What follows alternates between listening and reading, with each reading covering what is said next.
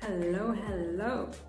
Hi, my name is Nonkululeko Mashiyi, and on here we talk about drama, talk about art, we talk about all things creative. Most importantly, we talk about God.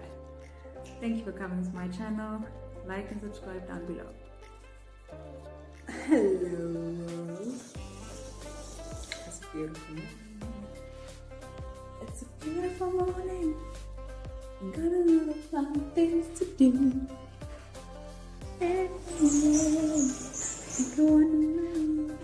Those are not the lyrics, by the way. Those are definitely not the lyrics. The lyrics, they're not the lyrics at all. But either way, it is a beautiful morning. It is a beautiful morning. Alright, so let's get straight into it. Ooh. So I was just spending time with God and just thinking about preparation. And last year I remember asking God, just was like after my final year, and I was like, okay, Lord, on to the next, let's go. You know, after your final year, you are obviously now thinking about where you have to go and what you need to be doing. And yeah, and God was like, preparation. Or the Holy Spirit was like, preparation. And I was like, oh, okay, let's do the preparations. Only to find that the preparation was not really going to look like the way I want it to look like, as it always goes. And I realized now, obviously now we're nearing the end of the year, that preparation was needed. I know the beginning of the year, I didn't want it the way God intended to be. I knew that it would be the best way, and it was the best way, because so much out of the preparation came out, you know, a new and deeper understanding of purpose, and understanding just, his presence, more of him, and how in anything I do, it needs to be deeply rooted in him. And there's so much to say about it. There's so much to say about him. There's so much to say about preparation. But one thing I can say is this: it is important, it is needed, and you wouldn't want it to have it any other way, because his ways are higher, and yeah, his thoughts are greater. Yeah, and that preparation is needed. The process before you get to where you need to get to is so needed, because it needs to sustain you for where you need to go. And yeah, spend time in isolation, intimacy with God, and immersion.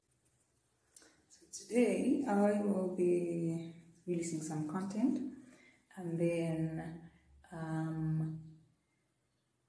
have a meeting at 12, and then I am gonna oil my hair. After I've oiled my hair, well, right now I'm oiling my hair because it's super dry, and then actually take out these twists out, leave it to be nice and curly, and then actually I've got the ones, and then actually makeup. I haven't placed makeup on my hair in a long time, so that's gonna be really interesting. Yeah. And then after that, I'm just gonna do my face live, edit some content, and get some content out. That's why I'm actually gonna put on makeup.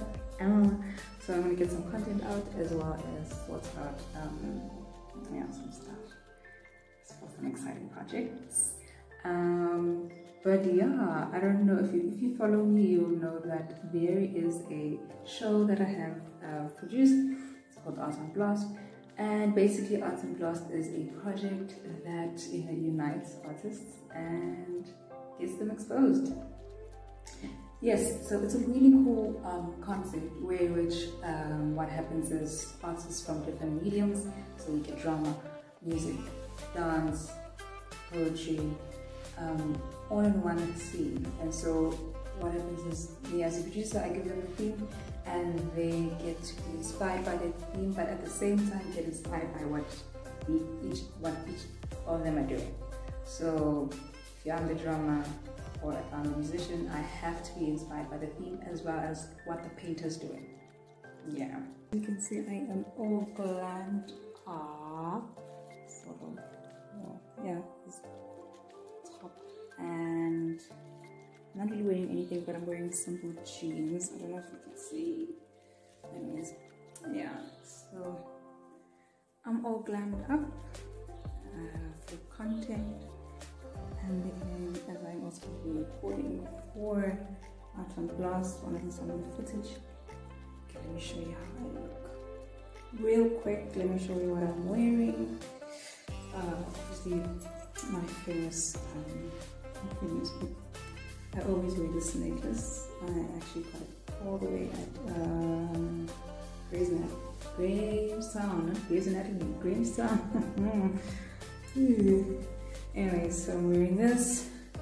Jeans, I don't have any shoes on, just it's content, but I don't think I'll be having my feet shown. So yeah, hat, earrings, top, jeans, that's simple. Well, I was there.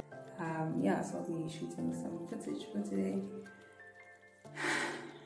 I have to actually get to a meeting like right now. I'm 1 minute late. Earlier on we spoke about preparation actually. I just finished the meeting. It was a very quick and straight to the point meeting, which I'm really happy about. But it was very productive. Then we have another meeting tomorrow at 9 AM tomorrow. So that's going to be exciting. Yeah, just talking about editing and filming. So,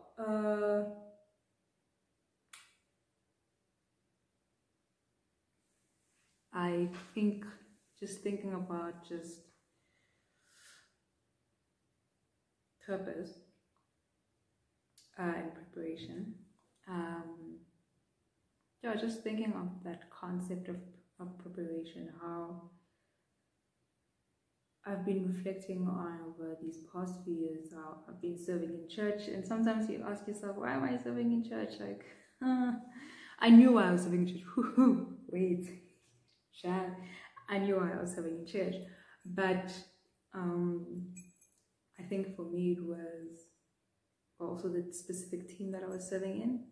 I was like, wow, I studied drama, and now I'm doing things that basically are related to decor. I know in my hearts and hearts, I'm a designer at heart. Like, my first love in art was actually like painting and drawing and all of that stuff. But it was very interesting to see how that grew, that side of me, in terms of now decor. But it was very interesting to see how serving in church, I see how I would advise a lot of people to do it. You know, I would advise someone who wants to lead people, how to lead people, how to, lead an organization, how to start an organization. I don't know about starting, but, running it. Because it's almost like it's first-hand education, sort of. Yeah, it's first-hand education without you having to pay for it. It was, you're serving, you're volunteering. And so in itself, when you serve at a church, the church has a system. And if any business, for me, I'm a businesswoman, and I aspire to have many more businesses. And as you know, I have my own production company. And so when I look at my time serving at church, it had taught me so much, especially leadership.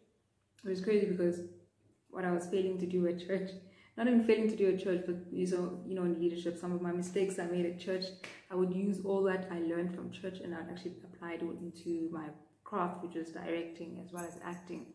So it was very nice to see how I would put something into practice. Actually, like, I was sort of trained into, before I even became directing, into the field of directing, I was leading teams, specifically in the youth, and one team that was part of the decor, the look and feel of the church. And so with them, just reflecting on that time when I was, leading those teams, I look at how that experience helped me with regards to how my craft, in terms of leading, directing. Because at the end of the day, you're leading a cast. you're leading a bunch of people who are looking up to you for a vision. And so I look at that time when I was serving and I was like, this was actually preparation. That was part of the preparation. Like, it clicked now. It clicked now. It clicked. You know, you don't notice that you're at school, but you're at school. And not to say that in the school that's about, you know, books and papers, but it was like almost like a practical school, you know, because then you experience, you know, conflicts, and how do you deal with that conflict, and how are you, you know, keeping with, how do you handle conflict in situations that are really not favorable.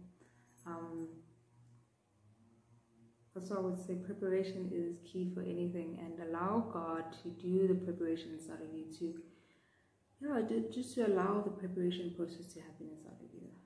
Don't fight it, because you'd be surprised as to how much you actually need it, and how much it will actually really influence you in a good and positive way for whatever it is that God calls you to do.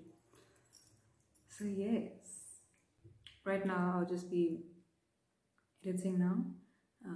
Today's a very productive day, but it's about to go just quiet down right now. Yeah, so I'm going to be editing one of my projects that I'm part of. I did tell you it's a project it's called Art on Blast. And so Art on Blast, it is basically a project about artists it's a creative, collaborative, artistic experience in which artists from different backgrounds, from all around the world, who practice in different art mediums, they come together. I give them a theme, and they are instructed to create one experience, artistic, live, collaborative experience. So you get a dancer who needs to collaborate with a drummer and a poet, and I, as a producer, give them a theme, and then what happens is that they start to collaborate and create work together. So there's two versions. There's a live version, there's an online version. The live version, these artists have never met each other, they've never rehearsed, they don't get time to rehearse, they don't get time to they do get time to let the theme, no, they don't even get the time to let the theme sink in. No, you just go straight into it, you know. So that one is done in front of a live audience. That version is done in front of a live audience, and you literally get the theme right there, and then you meet the artist right there, and then you create. It is a challenge. I am just speaking from the artists that have been part of it. I know that they have said it's a challenge, but it's a challenge that has stretched them, that has stretched their craft. The premise of Art on Blast, more than anything, is to get artists to be exposed. Hence the word Art on Blast. It is coined from the saying, put you on blast. I don't know if you know that saying, but I know that saying. Some people know that saying. Anyways, yeah, it's the premise of it all is to get artists seen. Yeah, those who are not heard to be heard, those who are not seen to be seen. And I've just encountered so many artists out there who I'm just like, shucks, people need to know you, people need to see you. Why don't they know you? Why don't they see you? It's tiring. And yeah, you know, you think about issues like, not issues, but you know, sayings like open up the industry and all of these things, and I'm like, this is not even my way, this is our way of saying, I see you, we see each other, and that should be enough. We celebrate each other more than anything. We celebrate our craft, but also understanding that in this industry, you don't have to do it on your own. You don't have to do it on your own. Art on Blast literally forces you to work with someone, to learn, to go back to collaborating, go back to not just working with yourself. Like, yes, you're a poet and you like to be your own muse, but what if somebody else was your muse, you know? And that's what it is. It's you, the poet, have to now be inspired by what the painter's drawing right there and then. So now we are each other's muse, and we are inspiring each other in whatever craft. And more than anything, I think it's, in a way, it allows you to really embrace another person's craft. That, yeah, as much as I'm an actor and a director, and I look at someone who paints, and you look at their method, and you look at how they go about doing what they do, there's a new appreciation and understanding of their world. So that's what it is. It's art on blast, is putting people on blast, is putting artists on blast, is putting their work on blast. And it is a challenge that artists should take. It's a challenge that artists should take in terms of collaborating. It's coming back together again and saying, Ubuntu, that we need each other, not that we are isolated or that we are silos of our own kind of spheres in the world, but that we need each other, and go back to that understanding that we need each other to go to where we need to be going to, and holding each other's hand. So yeah, the one online is a very different version. Obviously it's still a collaboration vibe where you have to work with another person. It's just that now you do it in your own space and time because of COVID-19 regulations, and also because of, yeah, just what happened in this 2020. You know, it has birthed another version of Art at Blast, and this version allows for people to actually do it in their space. And yeah,